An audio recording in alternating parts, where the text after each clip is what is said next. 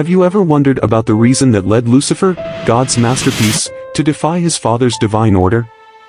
How would it have been to witness the majesty of God, surrounded by his angels, at the dawn of creation? What would you have seen if you had witnessed the great rebellion in the heavens?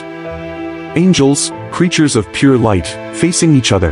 We've all heard of him only when he was already evil, but it wasn't always like that. We all have a story, however, with him, we only know the end.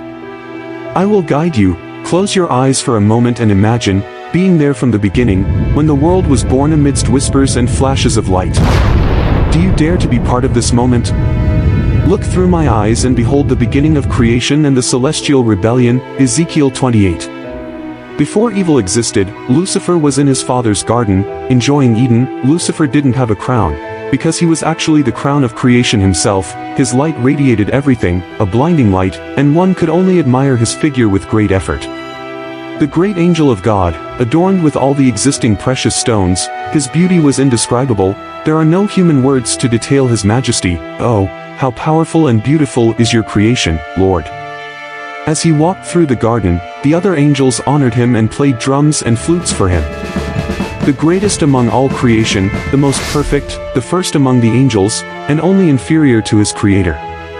The first star that shone in the night of creation. After him, all the other angels appeared in the firmament. He brought light to his brothers, and they sat to listen to him because the bringer of light was good. He loved God, had good feelings, and shared them. He only desired to do good to others. His mouth spoke of God like no one had ever done before. There are no human words to describe what we are witnessing, but God, in his infinite wisdom, warned Lucifer of a vital test for his humility. Whatever the test may be, I wish to be obedient to your commands. I'm not even saying that I will be perfectly faithful to you. I just wish to be faithful, answered the angel. And this happened many times. God delayed the moment of the test and called his creation to obedience and humility. However, the fateful day arrived. The moment of revelation. But what revelation?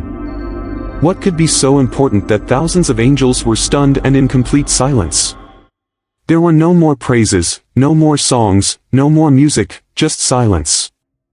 And right at that moment the creation of a material universe was revealed, and life flourishing in it, the creation of humanity was revealed.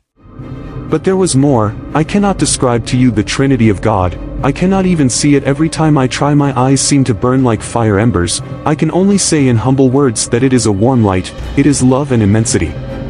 And then that warm light showed a vision to all the angels. The second person of the Trinity was presented to them. God made man, Jesus is his name, the mystery of the Trinity, three distinct persons and one true God, and they were to worship him. But why would God become a man? We were to worship him as God made man. The angels knew what it meant to be human, the weakness, the mortality. Why would he lower himself to the role of a man? The immense God made flesh. Once again, silence fell in heaven, a silence more disturbing than the first.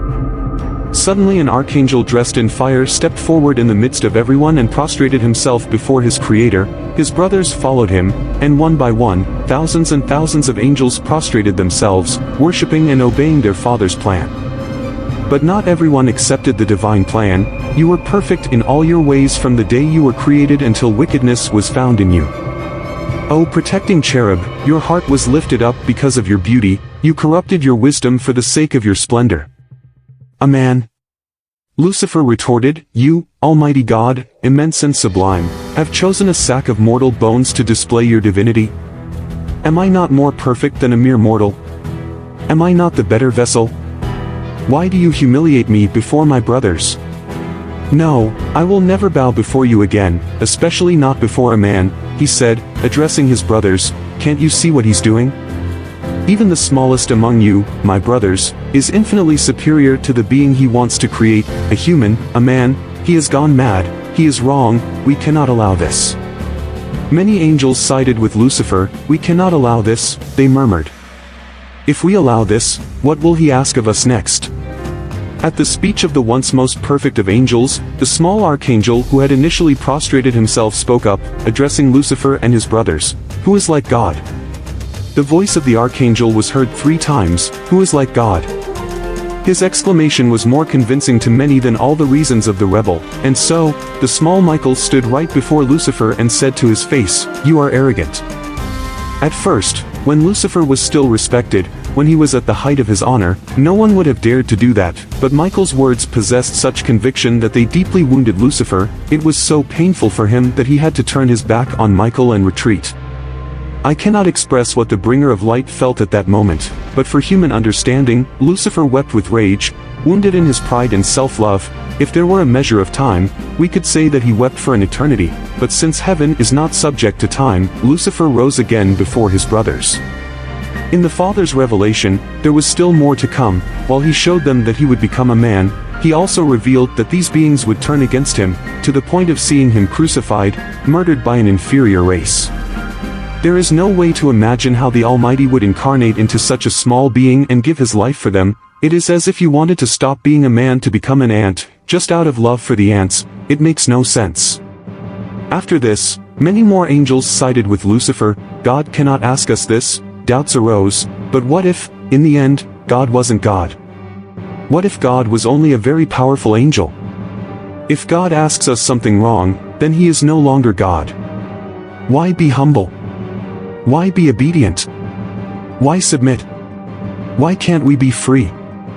Lucifer doesn't want to harm anyone, they repeated. He doesn't want to belittle anyone, he just wants freedom, the reign of reason, and so, the war in heaven had begun.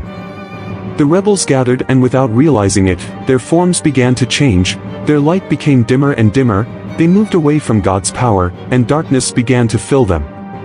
Convinced that they could win the rebellion, they faced their brothers. After all, they had the most powerful of angels as their leader, who could stand against Lucifer. They had a small archangel as their leader, there was no way to lose. They would be like God, and Lucifer said, "I will ascend into heaven, I will exalt my throne above the stars of God, I will also sit on the mount of the congregation on the farthest sides of the north, I will ascend above the heights of the clouds, I will be like the Most High." How wrong you were, O morning star, your pride was your downfall, and so he and his army presented themselves to demand the throne of the Almighty. But Michael and the faithful angels stood against him. Imagine two great armies, ready to attack. Michael was no longer the small archangel everyone knew, now he was much more clothed in love for God, his faith was unparalleled, he was a flaming fire that illuminated the whole plain and illuminated the darkness brought by the enemy's army. And so, the confrontation began. God still waited patiently for his favorite angel, speaking to his heart, trying to bring him back. But as hatred grew in Lucifer's heart, God's voice grew silent until it completely separated from the Father.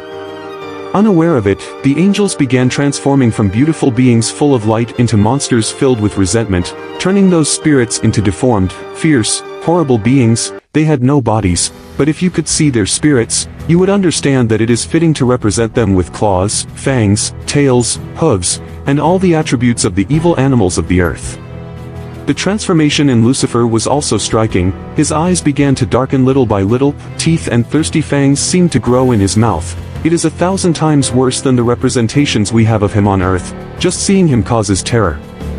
Lucifer, the bringer of light, the greatest of the greatest, was no longer the being they knew, small and without glory, stripped of his divinity, deformed in his beauty. He was no longer the morning star. Now he was Satan, covered in darkness, evil, hatred, and for the first time, the army of the adversary felt fear. The angels thundered as if they raised their swords, a roar of a lion. It was like thunder that traversed the entire sky. Great armies of rebels had to retreat before him. The archangel Michael seemed unstoppable among beings much larger than him.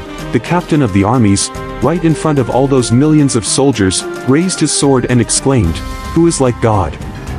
And the dragon leaped to rise through the heavens, but Michael struck him down with a decisive blow that sent him to the earth, to the abyss.